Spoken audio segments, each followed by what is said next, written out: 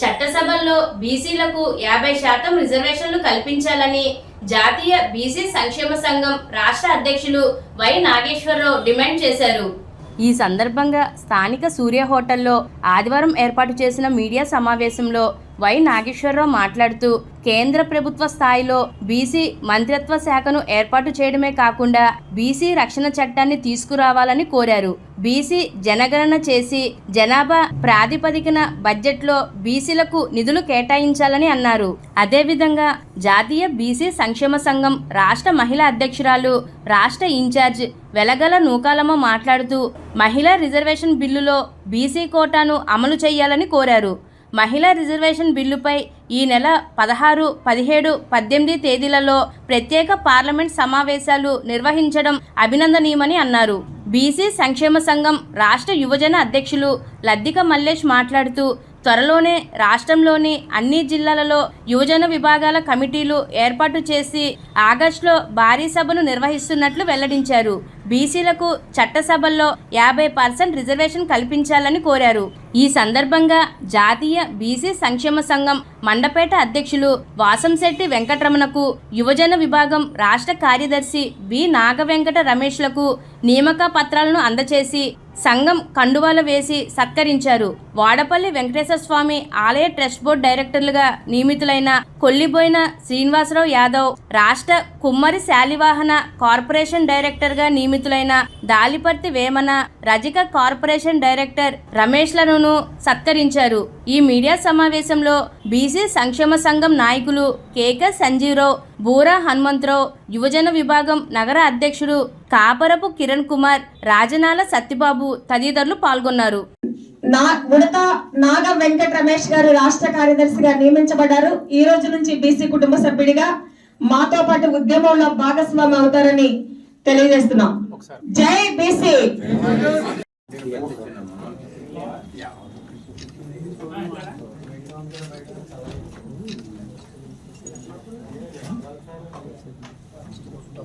ధర్మకర్తగా ఎన్నికైనటువంటి జాతీయ బీసీ సంక్షేమ సంఘం యువజన అధ్యక్షుడు కొల్లిబోయిన శ్రీనివాసరావు గారి సోదరులని, జాతీయ అధ్యక్షులు అలాగే రాష్ట్ర కార్యవర్గ సభ్యులు, జిల్లా కార్యవర్గ సభ్యులు అందరూ కలిసి సన్మానించడం జరుగుతుంది. జాతీయ బీసీ సంక్షేమ సంఘం ఆంధ్రప్రదేశ్ శాఖ తరఫున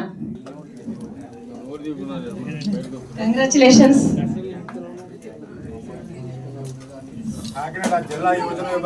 కృతజ్ఞతలు, ధన్యవాదాలు తెలియజేస్తున్నాం. వాడపల్లి వెంకటేశ్వర స్వామి గుడికి ధర్మకర్తగా కొల్లిపోయిన శ్రీనివాస్ బ్రదర్ ని నియమించినందుకు జాతీయ బీసీ సంక్షేమ సంఘం ఆంధ్రప్రదేశ్ ఇన్ఛార్జి ఎలగాల నూకన మేధవ్ నేను సుదీర్ఘకాలంగా రాష్ట్ర వ్యాప్తంగా ఉద్యమాలు, పోరాటాలు, ధర్నాలు చేస్తూ ఒక బలమైన నిర్మాణంతో జాతీయ బీసీ సంక్షేమ సంఘం ఆంధ్రప్రదేశ్ శాఖ దినదిన అభివృద్ధి చెందుతూ ఒక చైతన్యవంతమైన టీంను ఏర్పాటు చేసుకొని ముందుకెళ్లడం జరుగుతుంది. అందులో భాగంగా ఈ రోజున రాజమండ్రిలో సమావేశం ఏర్పాటు చేయడం జరిగింది. మేము గత కొంతకాలంగా సుదీర్ఘ పోరాటాల ఫలితంగా జాతీయ బీసీ సంక్షేమ సంఘం సుదీర్ఘ పోరాటాల ఫలితంగా అనేక విజయాలు సాధించినటువంటి చరిత్ర, అలాగే బీసీలకి రావాల్సిన వాటాల్లో ఏ రోజు కూడా రాజీ పడకుండా ఉద్యమం చేస్తూ పోరాటం చేస్తూ ముందుకెళ్లడం జరిగింది. అందులో భాగంగానే ఎన్నికల ముందు రాష్ట్ర ముఖ్యమంత్రి వర్యులైనటువంటి చంద్రబాబు నాయుడు గారు జాతీయ బీసీ సంక్షేమ సంఘం ఆంధ్రప్రదేశ్ శాఖను పిలిచి అనేక అవకాశాలు కల్పిస్తాం బీసీలకి, కూటమి ప్రభుత్వాన్ని గెలిపించండి అని హామీ ఇవ్వడం జరిగింది. ఆ ప్రయత్నంలో భాగంగా మేము 100 నియోజకవర్గాలు తిరిగి రథయాత్ర చేసి కూటమి గెలుపుకు ఎనలేని కృషి చేయడం జరిగింది.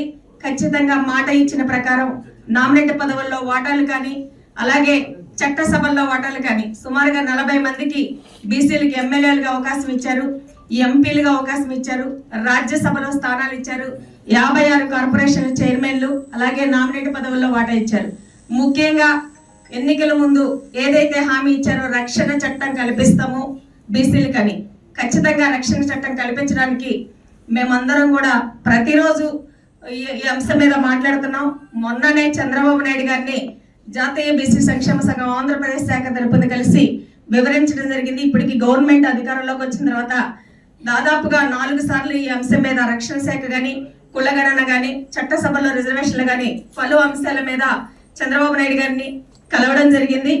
అందులో భాగంగా ఆయన హామీ ఇచ్చారు రక్షణ శాఖ ఏర్పాటు చేయడమని. బీసీలకి రక్షణ శాఖ రాబోతుంది.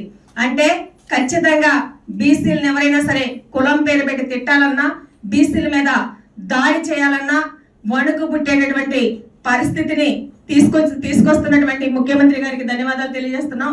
అలాగే కులాల వారీగా జనాభా గణన చేయాలని చెప్పి అసెంబ్లీలో తీర్మానం చేసి పార్లమెంట్ కి పంపించారు. కేంద్ర ప్రభుత్వాన్ని కూడా మేము విజ్ఞప్తి చేస్తున్నాం, ఖచ్చితంగా కులాల వారీగా జనాభా గణన జరగాలి. జాతీయ బీసీ సంక్షేమ సంఘం మరి ఈరోజు భారతదేశానికి స్వాతంత్రం వచ్చే 70 సంవత్సరాలు దాటిపోయింది. మరి ఈ రోజు వరకు కూడా బీసీల పరిస్థితి ఎక్కడ వేసిన గొంగలు అక్కడలాగానే ఉంది.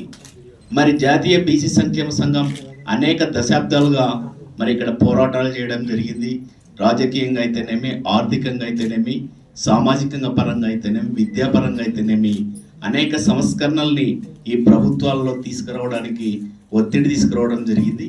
అందులో భాగంగా మరి విద్యాపరంగా మరి రాజకీయ పరంగా అయితే కొత్త వెసులుబాటు కల్పించడం జరిగింది. కానీ ఏవైతే మా మొదటి నుంచి ఉన్న ప్రధానమైన డిమాండ్స్, చట్టసభల్లో బీసీలకి 50% రిజర్వేషన్స్ కావాలి, మరి అట్లాగే కేంద్ర ప్రభుత్వ స్థాయిలో ఒక మంత్రిత్వ శాఖను ఏర్పాటు చేసి మా జనాభా నిష్పత్తి ప్రకారం బడ్జెట్ కేటాయించాలి, మరి అట్లాగే ఈరోజు మహిళా బిల్లు పెట్టారు, మహిళా బిల్లులో బీసీ మహిళలకు సబ్ కోటా ఇవ్వాలి, మరి ఏదైతే బీసీ ఉద్యోగులు ఉన్నారో వాళ్ళకి ప్రమోషన్స్లో మరి వాటా ఇవ్వాలి, మరి అట్లాగే ఏదైతే ఈరోజు పారిశ్రామికంగా మరి ప్రభుత్వ నిర్ణయాల ప్రకారం అన్ని ప్రైవేట్ పరం కాబోతా ఉన్నాయి.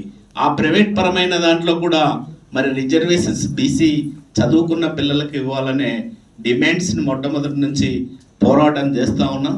మరి ఈ ఎన్డీఏ ప్రభుత్వానికి కూడా విన్నవించుకుంటున్నాం, మరి బీసీల యొక్క మనోభావాలు దెబ్బతినకుండా మరి ఈరోజు ఆ డిమాండ్స్ పైన ఆలోచన చేయవలసిందిగా మరి గ్రామ స్థాయి నుంచి మరి ఢిల్లీ స్థాయి వరకు అనేక ఉద్యమాల రూపంలో తెలియజేసుకుంటున్నాం. ఏదైతే ఈరోజు మరి బీసీలకి మరి అట్లాగే అణగారిన వర్గాలకి మరి ఎన్టీ రామారావు గారు తెలుగుదేశం పార్టీని పెట్టి మరి నిన్ననే మరి మహాత్మా జ్యోతిరావు పూలే జయంతిని అధికారికంగా మరి చంద్రబాబు నాయుడు గారు ముఖ్యమంత్రి గారు చేయడం జరిగింది. ఇక్కడ ఒక్కటే పాదయాత్రలో ఏదైతే చెప్పాడో రక్షణ చట్టం ఇస్తానని, మరి దానికోసం మరి కేంద్ర ప్రభుత్వ స్థాయిలో కూడా ఒక సమాలోచన జరపడం జరుగుతూ ఉంది. అట్లాగే 34%తో పోయినసారి వైసీపీ ప్రభుత్వం మరి 24% స్థానిక సంస్థల్లో రిజర్వేషన్స్ కల్పిస్తూ ఎన్నికలు జరపడం జరిగింది. మరి ఈసారి ఖచ్చితంగా 34%తో రిజర్వేషన్స్తో స్థానిక ఎలక్షన్స్ జరుపుతామని చెప్పడం జరుగుతూ ఉంది. మరి అట్లాగే లోకేష్ బాబు గారు విద్యాపరంగా అనేక సంస్కరణలు తీసుకొని సన్న బియ్యంతో ఈరోజు హాస్టల్స్ని నడిపించడానికి అతలే కార్పొరేట్ లెవెల్లో మరి వాటికి మంచి సౌకర్యాలు కల్పించినందులకు, మరి అట్లాగే ఇంట్లో ఎంతమంది ఉంటే అంతమంది విద్యార్థులకు విద్యార్థినులకు ఏదైతే చెప్పాడో 15,000 రూపాయలు మరి వేస్తానని వాళ్ళ ఖాతాలలో వేసినందులకు, అట్లాగే ప్రతి జిల్లాలో బీసీ భవనాలని ఏర్పాటు చేస్తామని చెప్పి ముందుకెళ్తా ఉన్నందులకు వారికి మరి మా జాతీయ బీసీ సంక్షేమ సంఘం తరఫున చంద్రబాబు నాయుడు గారికి, లోకేష్ బాబు గారికి, ఎన్డీఏ ప్రభుత్వానికి మరి ప్రత్యేక కృతజ్ఞతలు తెలియజేసుకుంటూ, మరి అట్లాగే ఏవైతే డిమాండ్స్ ఉన్నాయో కుల గణన మీద కానీ మరి ఈరోజు మరి అనేక బీసీ సంఘాలు ఏవైతే డిమాండ్ చేస్తూ ఉన్నాయో అవి ఒక ఎన్డీఏ ప్రభుత్వం, ఒక చంద్రబాబు నాయుడు గారే తీర్చగలరు, తెలుగుదేశం ప్రభుత్వంలోనే బీసీలకు న్యాయం జరుగుతుంది అనేది గత చరిత్ర చూస్తే తెలుస్తూ ఉంది. ఇప్పుడు కూడా ఈ ఎన్డీఏ ప్రభుత్వంలో ఖచ్చితంగా మాకు జరగాల్సిన న్యాయం జరగవలసిందిగా ఈ సందర్భంగా ఎన్డీఏ ప్రభుత్వానికి, ముఖ్యమంత్రికి, మరి ఉప ముఖ్యమంత్రి పవన్ కళ్యాణ్ గారికి విన్నవించుకుంటూ, మరి ఏదైతే ఈరోజు మా జాతీయ బీసీ సంక్షేమ సంఘం గ్రామ స్థాయి నుంచి, మండల స్థాయి నుంచి, నియోజకవర్గ స్థాయి నుంచి మరి ఢిల్లీ స్థాయి వరకు మరి బాగా నిర్మాణాన్ని పటిష్టం చేసుకోవడం కోసం అందులో భాగంగా మరి ఈరోజు మండిపేట నియోజకవర్గానికి మా సహోదరులు మరి మిత్రులు గౌరవనీయులు మరి వాసం శెట్టి వెంకటరమణ గారిని నియోజకవర్గం అధ్యక్షునిగా నియమిస్తూ మరి వారిని ఇంకా ఈ నియోజకవర్గంలో ఏవైతే మండలాలు ఉన్నాయో గ్రామాలు ఉన్నాయో వాటికంతా కమిటీలు ఏర్పాటు చేసి పెద్ద ఎత్తున ఒక సమావేశాన్ని నిర్వహించవలసిందిగా ఈ సందర్భంగా తెలియజేసుకుంటూ మరి మీరందరూ కూడా మా జాతీయ బీసీ సంక్షేమ సంఘానికి సపోర్ట్ ఇవ్వాల్సిందిగా కోరుకుంటూ జాతీయ బీసీ సంక్షేమ సంఘం రాష్ట్ర అధ్యక్షుడిగా నియమితులై ఉన్నాను. రాబోయే కాలంలో అన్ని జిల్లాల్లో అధ్యక్షుడిని నియమిస్తూ ఆగస్టు నెలలో భారీ బీసీ గర్జన ఏర్పాటు చేయబోతా ఉన్నాను. గ్రామ స్థాయి నుంచి కమిటీలు వేసుకుంటూ కృష్ణయ్య గారు అలాగే నాగేశ్వరరావు గారు సూచన చేశారు. ఏంటి ఆర్ కృష్ణయ్య గారి ఆశయ సాధన ఏదైతే ఉందో బీసీలకు చట్టసభల్లో 50% రిజర్వేషన్లు కల్పించారని ఆయన ఆశయ సాధన కోసమే పోరాటం చేస్తాను ఈ సందర్భంగా తెలియజేస్తాను.